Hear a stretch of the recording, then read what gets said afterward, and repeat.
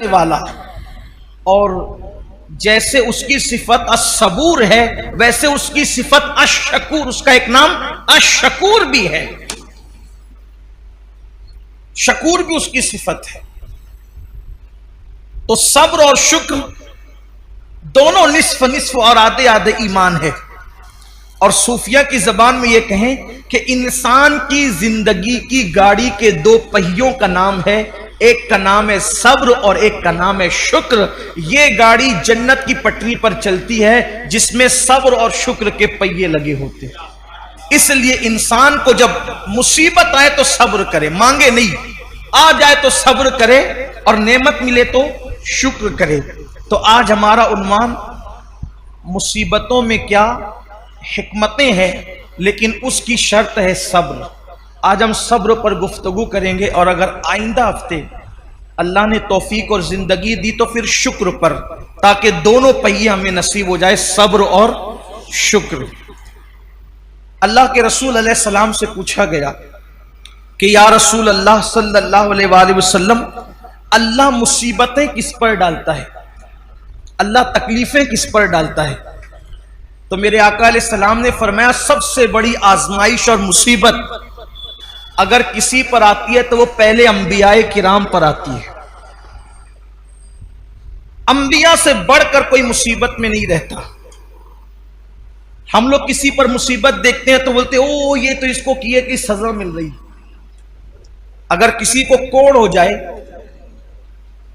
कोई कोड़ी हो जाए, कोड़, किसी को जुजाम हो जाए, कोई नाबीना हो जाए, अंधा हो जाए, तो लोग उसके बारे में मजहबी महफिलों में भी डिस्कस करते हैं कि उसको उसके किए की सजा मिल रही है। अल्लाह से माफी मांगो, ना कहा करो। उसकी वजह यह है, अगर वो मोमिन है, अगर वो मोमिन है और कोड़ी हो गया, जुजामी हो गया, है मुसलमान, तो अल्लाह तबारक व तआला उन लोगों को उस वक्त जन्नत में दाखिल फरमाएगा, अभी तक लोग कब्रों से कुछ उठे होंगे, कुछ उठने वाले होंगे, उससे पहले अल्लाह उनको जन्नत में दाखिल फरमाएगा। मैं अभी हदीस पढ़ूंगा उस पर आपके सामने। इसलिए किसी मुसलमान की तकलीफ पर कोई डिस्कस ना किया करें, किसी मुसलमान की मुसीबत पर कोई, कुछ लोग नाबीना होने पर भी कोई अंधा हो गया, अच्छा था अंधा हो गया, उस पर मजाक उड़ाते हैं। मजहबी हल्कों में बाज़ाब्ता स्टेजों पर मजाक उड़ाया गया उन बुजुर्गों का जिनको आखिरी उम्र में, लंबी उम्र होने की वजह से या ज़ौफ होने की वजह से आंखों की बीनाई चली गई थी। क्या क्या उनको नाम दिए गए। हालांकि लोग ये भूल गए कि हिब्रुल उम्मा, रईसुल मुफस्सिरीन, सैयदना अब्दुल्ला इब्ने अब्बास रदी अल्लाह ताला भी आखिरी उम्र में नाबीना हो गए थे। लोग कहते हैं अपने किए की सजा भुगत रहे। मैं कहता हूं इब्ने अब्बास ने क्या किया था। हजरत जाबिर इब्ने अब्दुल्ला अंसारी,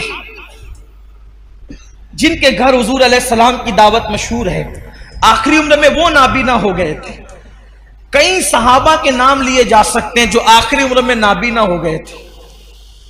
लेकिन यहां तो बस इल्म नहीं है, बल्कि अगर कुछ पढ़ा, हमने कुछ पढ़ भी लिया है तो हमारे इल्म पर हमारी जिहालत गालिब आती है। किसी भी मुसलमान और मोमिन को तकलीफ में देखो, हमने कोई उस पर डिस्कस नहीं करना, बस ये दुआ करना अल्लाह इसकी मुश्किल आसान कर दे और हमें इस मुसीबत से बचा ले। जो लोग नाबीना हो जाएं और मुसलमान है, जो नाबीना हो जाएं मुसलमान है, या पैदाइशी नाबीना हो या बाद में अंधे हो जाएं बुढ़ापे की वजह से या किसी मर्ज की वजह से, किसी तकलीफ की वजह से, उनके लिए बशारत यह है कि औरों के लिए अल्लाह तबारक व तआला कभी कभी तजल्ली फरमाएगा, यानी कभी कभी पर्दे उठा करके उनको अपना दीदार कराएगा। लेकिन जो नाबीना हो गए थे, अल्लाह फरमाएगा मैंने तुमसे आंखें छीन ली थी और तुमने उस पर सब्र किया था, अब जब तक तुम चाहते रहोगे मैं तुम्हें दीदार अता करता रहूंगा। जब तक चाहते रहोगे मैं तुम्हें दीदार अता, मगर शर्त यह है कि वो सब्र करें। देखो मुसीबत आए तो सब्र शर्त है। मुसीबत, जो मुसीबत में वाहवेला करे नाकाम है, मुसीबत में शिकवा करे नाकाम है, मुसीबत में शिकायत करे नाकाम है, लेकिन जो सब्र करे, सब्र असल चीज है। सब्र, सारे इनामात उस वक्त मिलेंगे जब वो सब्र करे। आका अलैहिस्सलाम ने फरमाया सबसे ज्यादा मुसीबत नबियों पर आती है, फिर जो नबियों से करीब होते हैं उन पर आती है, फिर जो उनसे करीब होते हैं उन पर आती है। यानी मुसीबतें हैं किसके लिए? बल्कि एक हदीस पाक ये भी है, अल्लाह के रसूल अलैहिस्सलाम वुजू कर रहे थे, यहां पर थोड़ा इश्क रसूल का बाब भी खुलेगा, वाह होगा, इश्क रसूल का बाब भी वाह होगा, और हम देखेंगे कि हम में कौन आशिक रसूल है। हुजूर अलैहिस्सलाम वुजू फरमा रहे थे और पानी हुजूर अलैहिस्सलाम के वुजू का ढलान की तरफ बह रहा था, वुजू का पानी ढलान की तरफ बह रहा था। एक सहाबी थे वहां मौजूद, उन्होंने अर्ज किया, या रसूल अल्लाह सल्लल्लाहु अलैहि वसल्लम, मैं आपसे इश्क करता हूं, मोहब्बत करता हूं आपसे। हुजूर ने फरमाया सल्लल्लाहु अलैहि वसल्लम, क्या कहा तुमने? हुजूर मैं आपसे इश्क करता हूं। करीम आका जिसके कान लाले करामत है, दूर और नजदीक के सुनने वाले वो कान लाले करामत पे लाखों सलाम। हुजूर अलैहिस्सलाम ने तीसरी बार पूछा, क्या कहा तुमने? हुजूर मैं आपसे इश्क करता हूं।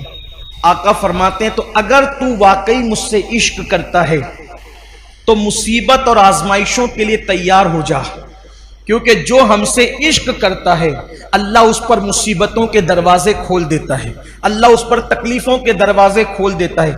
हमसे मोहब्बत करने वालों पर आजमाइश और मुसीबतों के दरवाजे इतनी तेजी से खुलते हैं और मुसीबतें उसके पास इतनी तेजी से भाग भाग कर आती है, जैसे ये वुजू का पानी तेजी से ढलान की तरफ गिर रहा है, वैसे मुसीबतें तेजी से उसके पास आती है।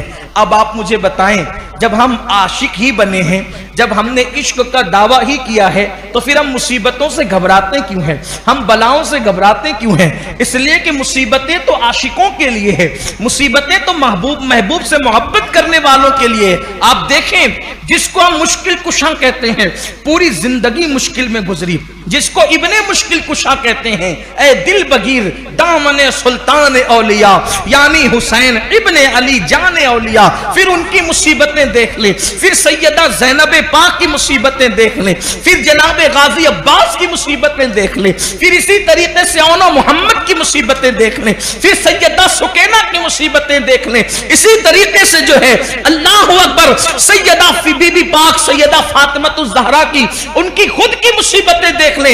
हमारे बुजुर्गों ने फरमाया, 40 रातें किसी पर ऐसे गुजर जाए, 40 रातें किसी पर ऐसे गुजर जाए कि उस पर कोई मुसीबत ना आए,